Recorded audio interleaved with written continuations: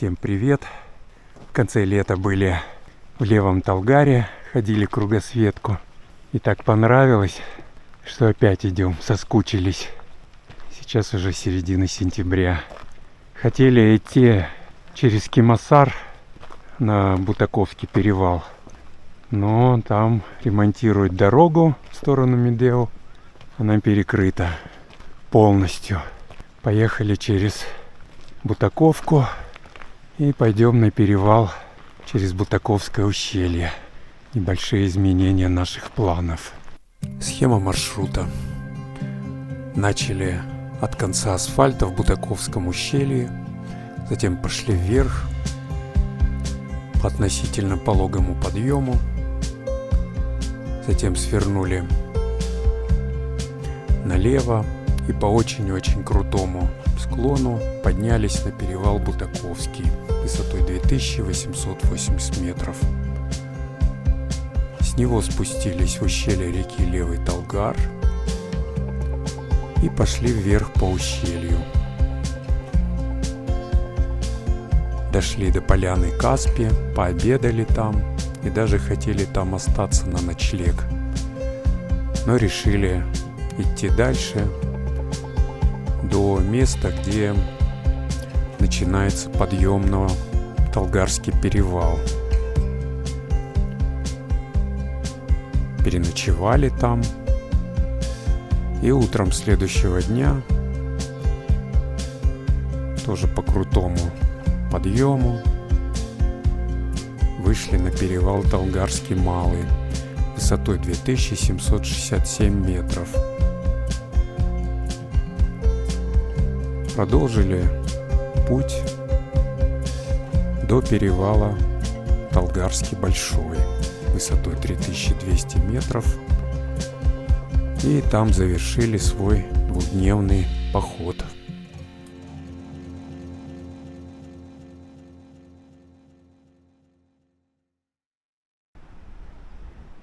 В той стороне Нижний Бутаковский водопад. А мы идем в сторону Верхнего Бутаковского водопада и Бутаковского перевала. 4,5 километра. Верхний Бутаковский водопад. Сейчас там все растаяло, и он виден во всей красе. А мы идем дальше на перевал. Подъем на Бутаковский перевал с Бутаковского ущелья все-таки потяжелее. Вначале идет путь по довольно-таки плоской равнине, а если сравнить с Кимасаром, там идет постепенный набор. Фурмановка. И доходим до подножия Фурмановки и делаем петлю. Вот она. А здесь сначала по этой плоской долине, а потом резко 500 метров надо набрать. Ходим на перевал Бутаковский. Высотой 2880 метров, не категорийный. Поднялись за 4 часа 10 минут. Расстояние всего 5,5 километров. А если идти с Кимасара, то расстояние, наверное, около 7 здесь будет. Короче.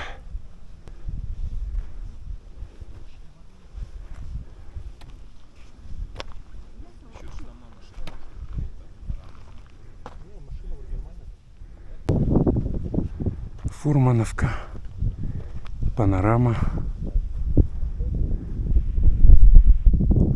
Big Sky. Там максимум 3 месяца.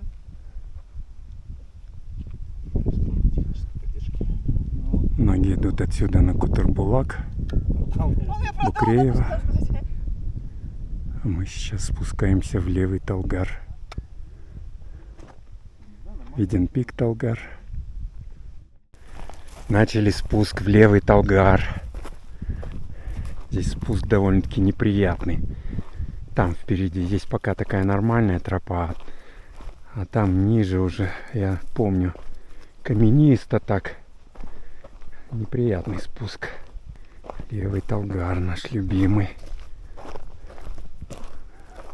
Сейчас чуть ниже тут будет родник Котор-Булак.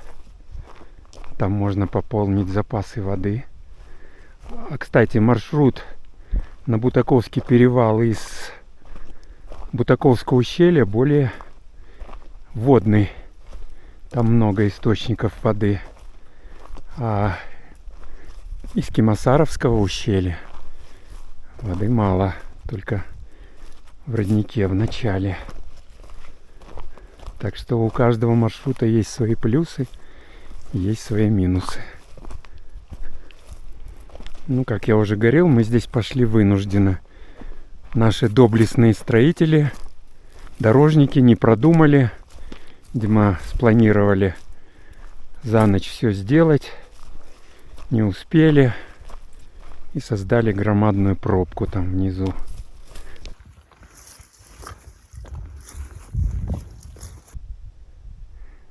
Здесь в августе было так красиво. Цвела ястребиночка оранжевая. А сейчас все отцвела. Перевал Бутаковский позади.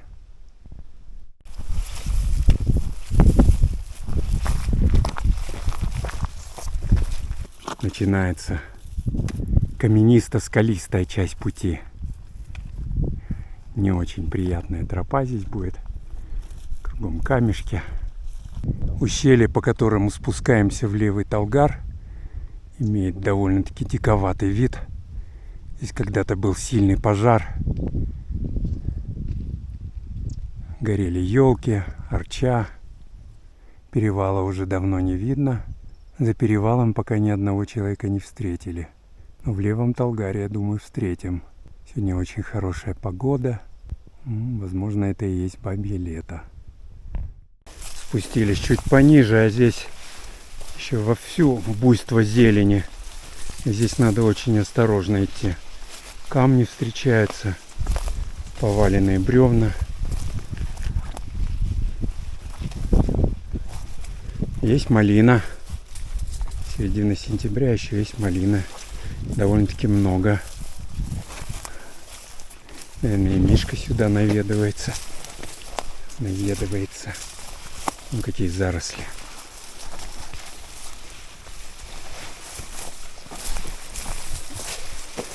И камни внизу.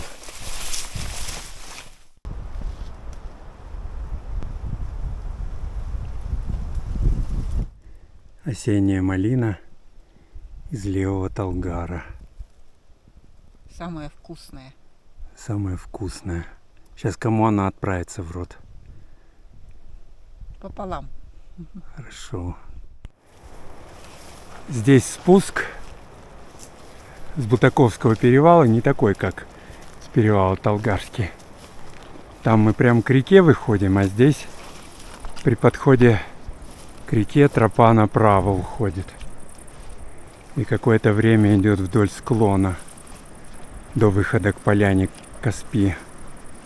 3 недели назад, в конце лета, Левый Талгар был намного более полноводным и грязно-коричневого цвета. А сейчас вода прояснилась, так как стало холодно, таяние вверху уменьшилось, и водичка прозрачная. Левый Талгар.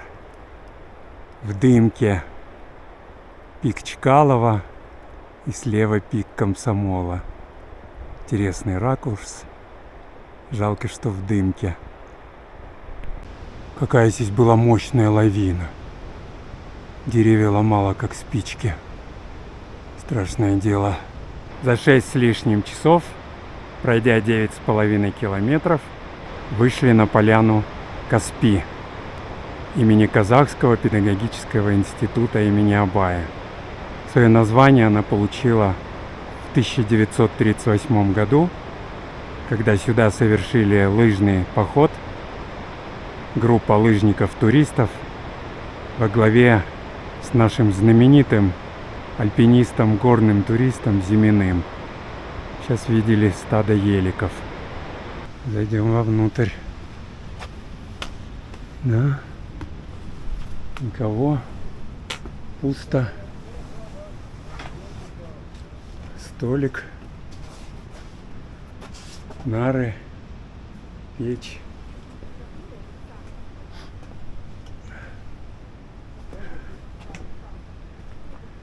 Газовая плита. Наверное, когда-то был газ. Продукты есть. То есть здесь все-таки кто-то, наверное, живет, останавливается. Может, картошка, лук.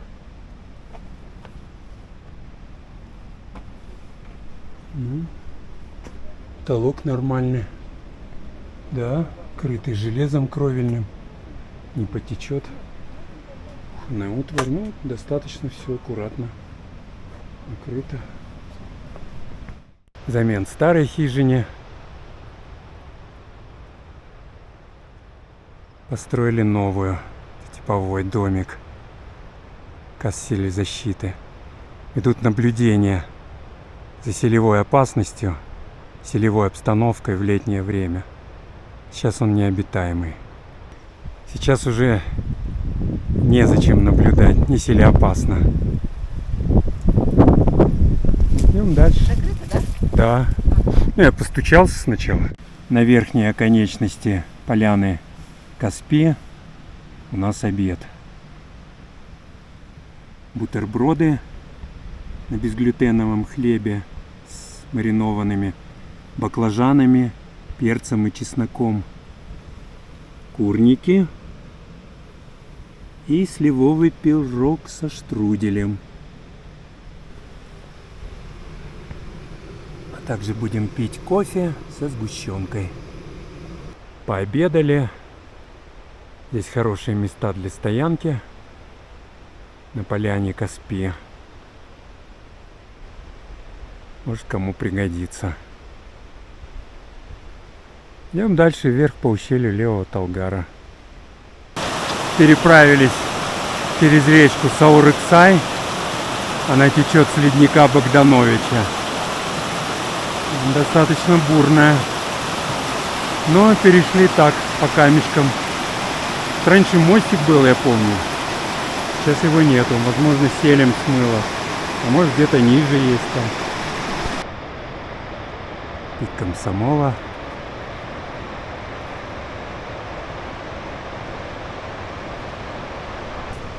У нас уже солнышко село. Осень, однако. На том берегу еще. На этих скалистых вершинах еще есть солнце. У нас уже тут темновато. Да, сели здесь сходят очень знатные. Это не один раз, это регулярно они здесь сходят.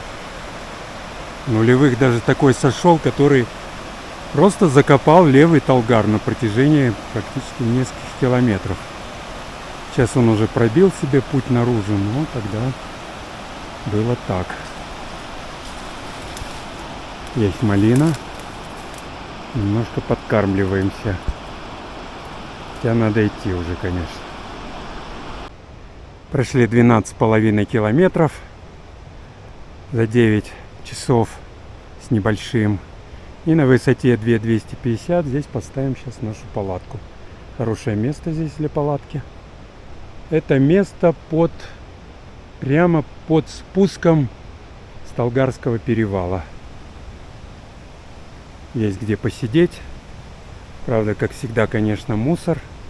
Вечный спутник. Еще и баллоны кидают свои банки. Река далеко.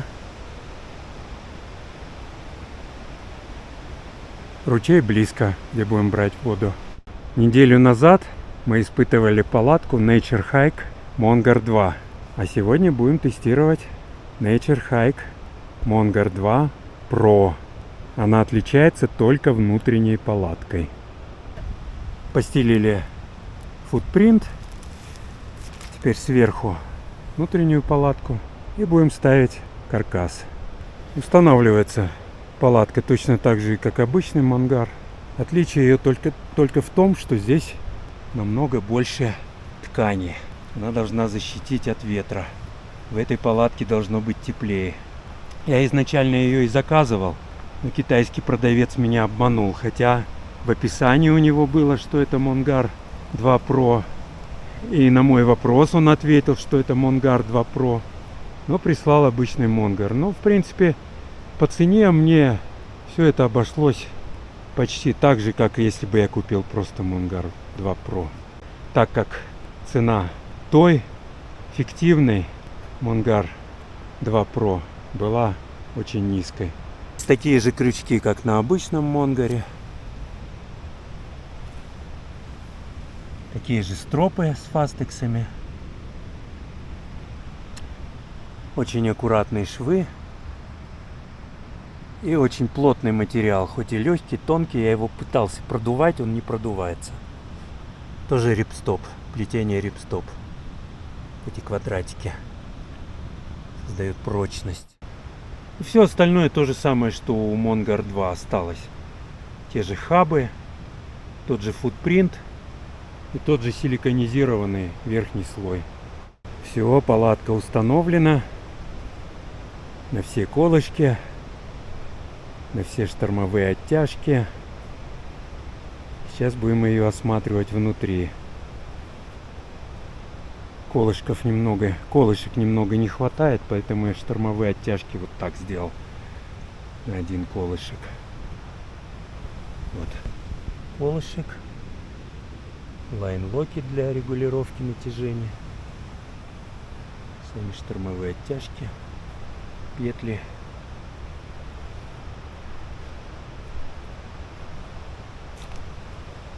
Здесь у нас будет тамбур, где мы выходить не будем. Будем хранить просто вещи какие-то. Внутри все так же, как в обычном Монгаре. Единственное отличие, как и говорил, большое количество непродуваемой ткани. Сегодня проверим, намного ли теплее будет сегодня или нет. Взял термометр. И, конечно, сетки все-таки много. Та же полочка, тот же крючок, те же карманы обрезанные, усеченные.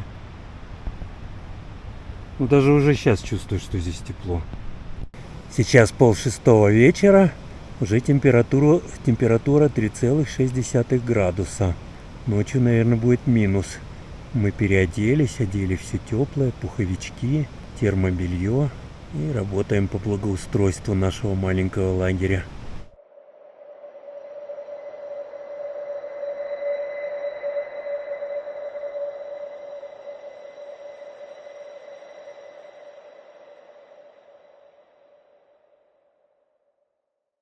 Впервые переночевали Монгар 2 Pro. По сравнению с прошлонедельной ночевкой в обычном Монгаре, конечно, намного теплее, комфортнее. В 5 утра температура в палатке была 8,1, на улице 2 градуса. Минуса не было сегодня. Очень понравилось. В спальниках было тепло. Сейчас 7 утра. Температура в палатке уже 10,3, 10,4 даже. А на улице уже где-то 3,5, 4 даже может. Очень хорошая палатка. Монгар 2 Pro уже можно назвать трехсезонной. Сейчас середина сентября, Среднегорье, спокойно можно ходить. Летом можно даже ходить и в высокогорье. Ну, конечно, не в совсем экстремальные походы. Мы довольны.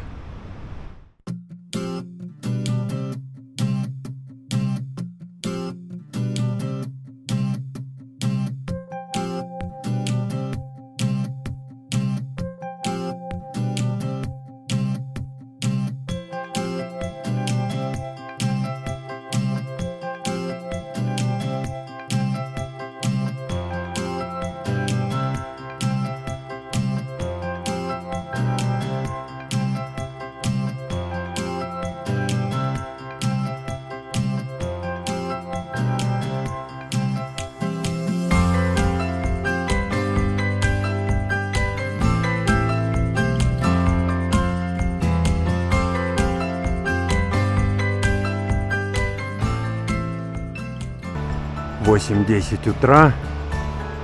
Покинули хорошее местечко на левом берегу Левого Талгара.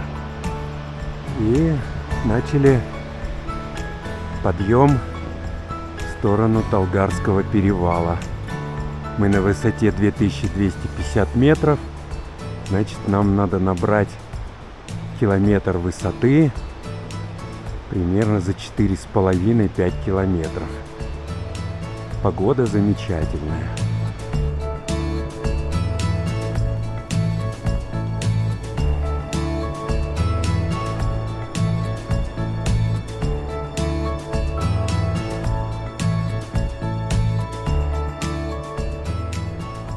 Уже появились первые осенние нотки. Начинается золотая осень. Прошли самый-самый крутой подъем от Левого Талгара. Дальше будет тоже круто, но уже не так. Да, начинает желтеть растительность. Внизу видна поляна Каспи. На нее мы вышли, когда спустились к Левому Талгару, с Бутаковского перевала. И на ней обедали. Выходим на перевал Талгарский Малый. Высотой 2767 метров над уровнем моря. От стоянки прошли немногим более 2 километров за 2 с небольшим часа. И набрали высоты 500 метров. Очень крутой подъем. Передохнем. И надо еще набрать 500 метров до перевала Талгарский Большой. Расстояние около 2,5-3 километров. Последний взгляд на Левый Талгар. До свидания. До следующего сезона. Надеюсь. Речка Саурыксай, которую мы вчера переходили вброд, течет под землей. Осень. Слева направо Пикабая, Школьник, Эдельвейс. И озера Лифчика нет. Оголилось дно. Хотели тут водички попить. Но ничего, у нас запас есть. Завершающий отрезок нашей двухдневной кругосветочки. Да, по конфигурации этот маршрут напоминает малую кругосветку, только больше по длине. Если идти с Медео, будет 19 километров. Мы шли из Бутаковского ущелья. У нас, видимо, получится около 17 километров. Ну, раньше я проходил этот маршрут за один день. Здесь еще не было гондольной дороги. Была канатно-кресельная. И помню, пришел, и уже после 6 вечера не работает, естественно, подъемник. Но там была большая красная кнопка. Ее нажимаешь, и внизу канатку включали. Вспомнил. Переночевали Мунгар 2 Pro. Хорошая палатка. Тоже не идеальная. Все-таки могли побольше сделать ткани. Но есть с чем сравнивать. Прям прежняя палатка. Там внутренняя палатка полностью из нейлона. И сетка только вентиляционные окошки. Да ничего. Конденсат никогда не мучил. А в целом нравится. Зато комфортабельно. Большой объем. Заканчивается наш двухдневный поход. Поднялись на перевал Талгарский Большой. Так сказать, в цивилизацию. Всего за 2 дня прошли примерно 17,5 километров. Сегодня 5 километров. Первый день 12,5. Сегодня набор высоты составил километр. Вчера тоже километр. Сейчас сядем на гондолу, спустимся до Шимбулака, а потом на такси до Медео. Всем пока.